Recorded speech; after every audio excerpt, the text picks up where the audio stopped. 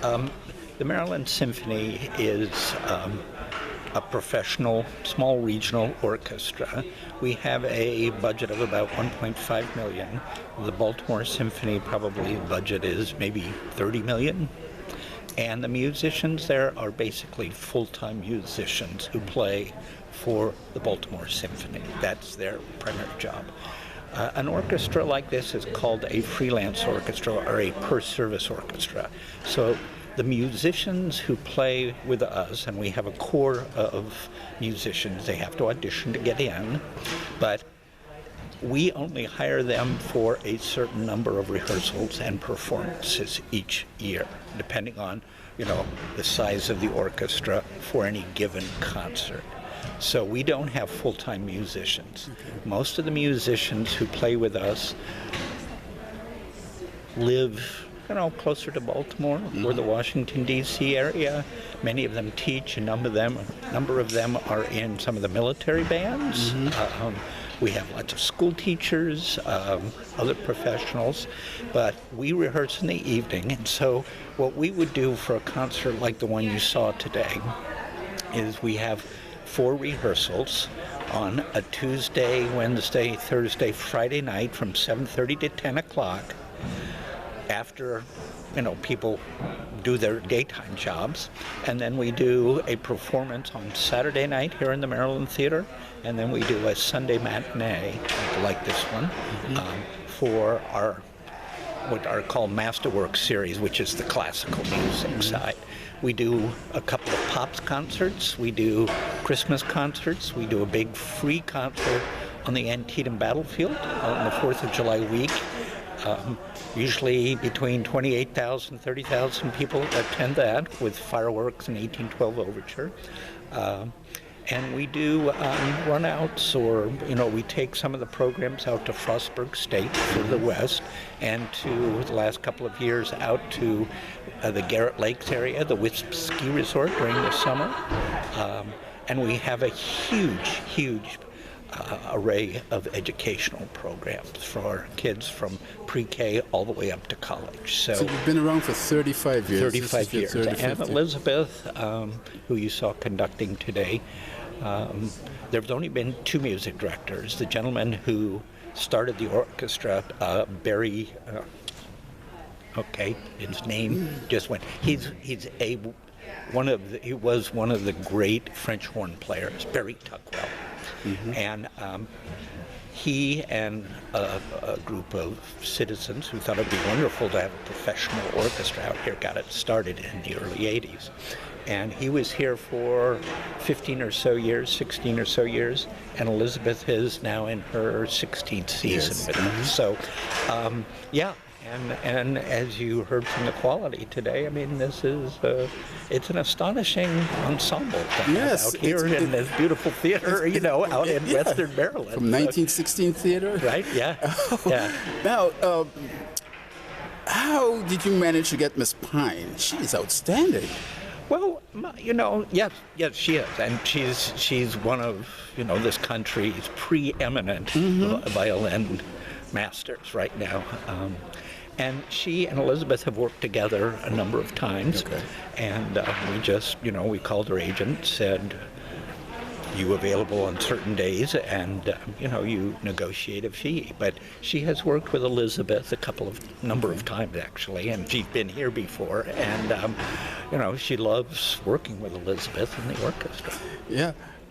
What are you doing to get more younger folk to come to your theater or to your performances? That's the question for all the arts right now, the performing arts. And we've just gone through a whole strategic planning process because, our subscribers, the people who really were sort of the bedrock ticket buyers, that generation is going away. Yes. They're retiring, they're moving to Florida, they're passing on, they can't get out anymore. So what we're trying to do is experiment with some of the programming to do some sort of more cutting-edge soloists or unusual kind of maybe concertos. We had Time for Three to begin our season this year. And this area loves Time for Three. They're just really an extraordinary, group that a younger generation really finds, because they're sort of crossover. They're brilliant classical musicians, but they do just about everything you can think jazz, of. Yeah, everything. right. And we're also going to be doing a lot of sort of different kinds of social events around the concert. So it's not somebody, what I have been told, and I'm not one of the younger millennials, is, you're going over? Great. Is that they want experiences.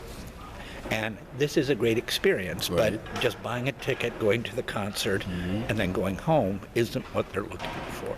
So we're putting together a number of what we call festival events around some of our concerts, whereby, we opened the season this year in September with a huge crab festival.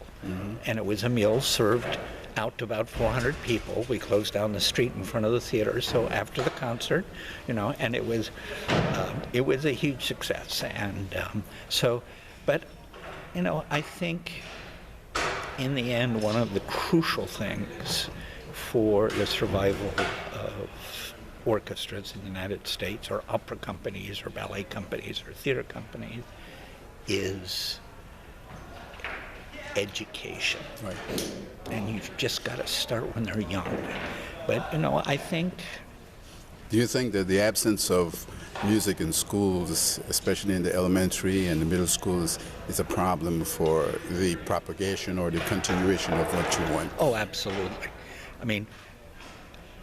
There is a known fact that the people who, as adults, who buy tickets to attend, say, an orchestra concert, or go to a jazz concert, or, go to the opera or something, the correlation is something like 80%. And this is a known fact, that if, as a kid, you were involved in a chorus, a band program, an orchestra program, jazz program, dance, theater, when you were growing up in elementary, middle, high school, you are 80% more likely to continue to buy tickets and support the arts as an adult. Is there a possibility that your company offers scholarships?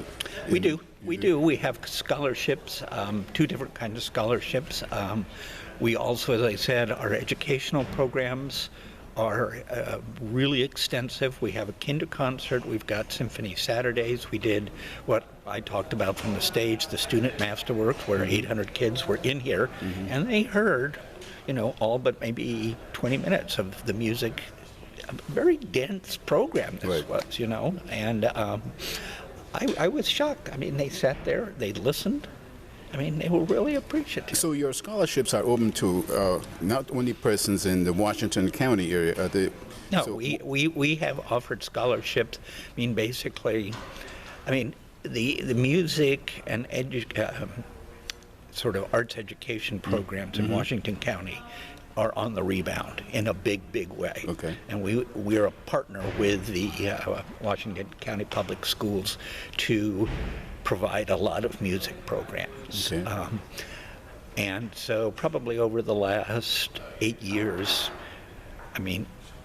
for a number of years, there was almost no music education in the school system here. Right. None. It is now much, much healthier. So we've got a superintendent of schools who thinks it's important, which is one of the big keys. But we do have the scholarships that we offer are not just for local kids, but for other kids too. Yeah. So then there's great hope for your society doing well in the future. If we can solve the issues we have with some of ticket sales, then everything else about the Maryland Symphony right now is healthy. Our educational programs are strong. we are supported, well supported by individuals and foundations and corporations. The local government supports us. The musical product on stage, you know, and we this year have changed almost entirely the way we're doing our marketing. We're going much more heavily duty on social media and trying all kinds of new ways to get the word out there. So with these things happening, I have some optimism. Do you have a Christmas program coming up? We do. So I think December 17th and 18th, or 16th and 17th, it's a Saturday night, 7 o'clock, and Sunday again at 3 o'clock. And we're going to use two of the local choirs, one a community choir, and then the Barbara Ingram School for the Arts, which is a high school for the arts right next door.